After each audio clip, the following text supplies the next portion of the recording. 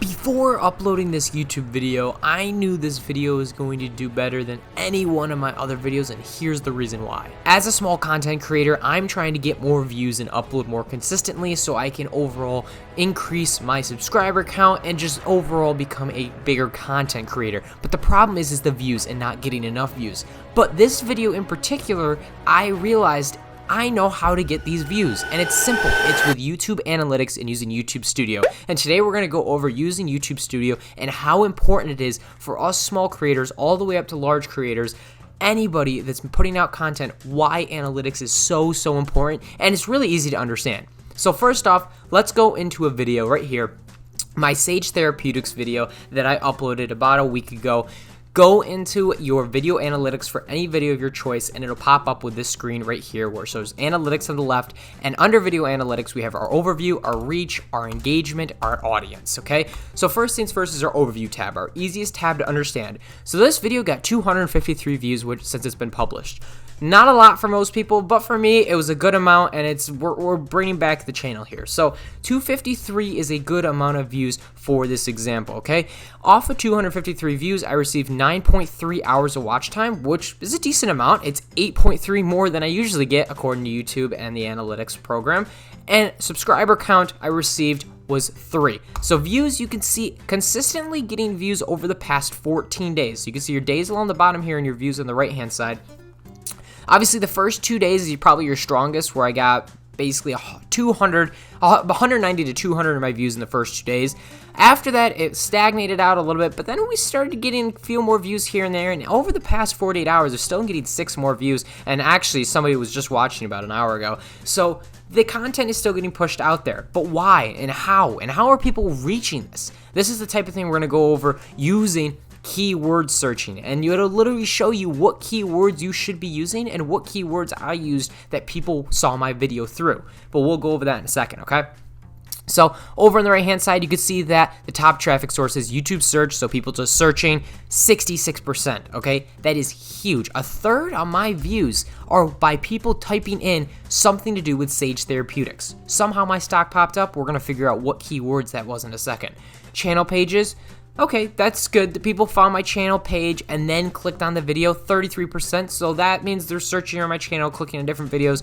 That's a good thing. Browse feature, nothing. I wouldn't worry about that at all either. It kind of goes into more depth. 195 of my views came from YouTube search. That's a strong amount. That's a good number. This is very important, which is basically our retention rate, our average view duration, how long people are staying for our video. So the video starts over here and instantly starts to decline. You'll see that with most of your videos. Only after 30 seconds, 54% of viewers stayed. But that's not bad. That's a good amount for me as a small content creator and on a 5-minute video. So you got to take into effect, if this is a 30-minute video and they only stayed for 30 seconds, that's a bad ratio. But 30 seconds of staying off of a 5-minute video, that's pretty good. And after about a minute, or about 2.5 minutes, so about halfway through this video, 45% stayed. So from 30 seconds all the way to 2.5 minutes, we only lost roughly 10% of viewers. So we kept viewers in the middle and kept them entertained and kept them watching until basically the end, when we were at 34%. And then obviously we lose off when you do the outro, a bunch of people. But for the most part, this was a good tool to use, and we had a good turnout overall with an average of 43% of people holding through on average, and 2 minutes and 13 seconds, which this relates back to our watch time hours, which we need to increase over time, which will help with subscribers and with views. So that's our first page in an overview. Second is reach. Now, there's a lot to do with reach. I'm going to broadly go through this. Maybe I'll make another video just talking about reach. But this is talking about like the impression, the click-through rate, which is very important to know. Going through, it has your views, and then unique views, okay? So all of this is kind of compiled into how the viewers are finding this video. So like we talked about before, 77% is YouTube search, channel pages is 10%. And then less than 5% for most of the other ones. But you can see that how your impressions are from other people is how YouTube will help recommend this content to others, which that's huge. The click-through rate and your video watch time has a very, very impactful statement on whether or not your video is going to be pushed out there. So take your click-through rate and your video watch time and put that to how YouTube is going to push out this video.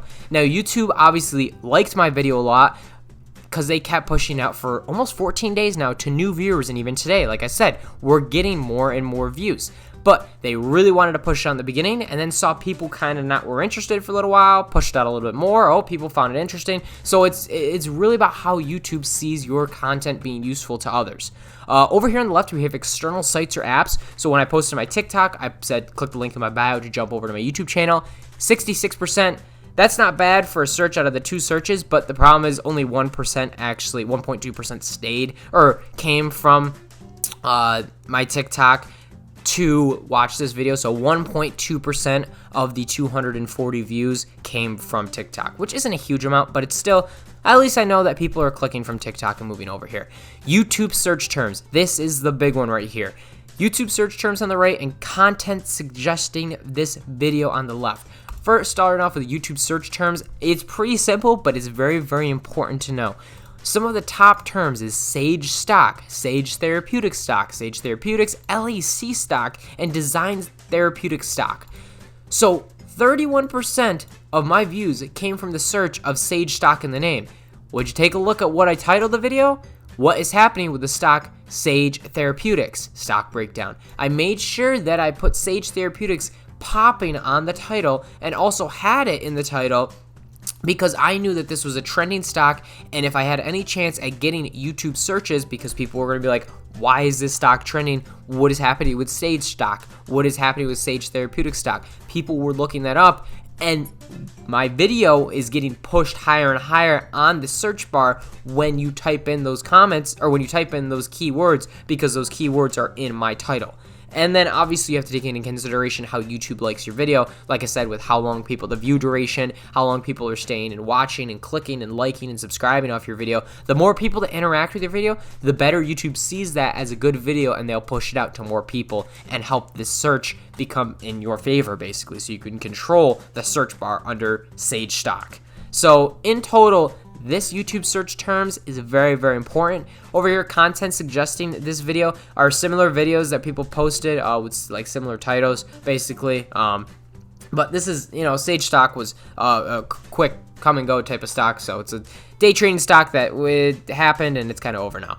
So let's move on to engagement. Engagement, okay, so our watch time hours, we want to get to that 4,000. This is definitely going to help here. 9.3 hours will be feeding into those 4,000 watch hours. Average view duration, honestly, pretty solid. For some reason, our average view duration is actually increasing as we are going along here. After about a week, now people are staying for 3 minutes, minute 57, 2 minutes, 3 minutes and 27 seconds. So it does it each day on average, and then takes that and compiles it to 212. So we had an average of 4 minutes and 25 seconds watching this video on Sunday. So very interesting to take into consideration. It's just something to keep in mind, and use this to your advantage when figuring out your watch time hours, basically.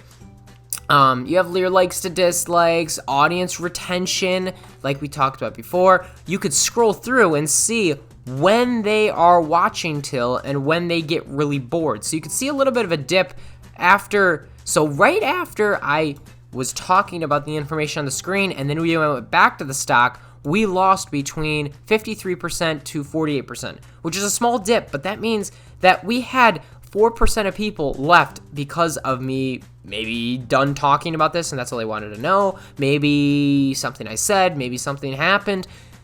Going through your video and seeing where there's a big dip is very, very important. Obviously at the end when I'm doing the outro, we had the big dip here, but throughout the video, this one's pretty stagnant. It's a just slow downtrend like most of them will look like, but if there's any big drops, watch and see what you said or did in the video, and that's what people don't like.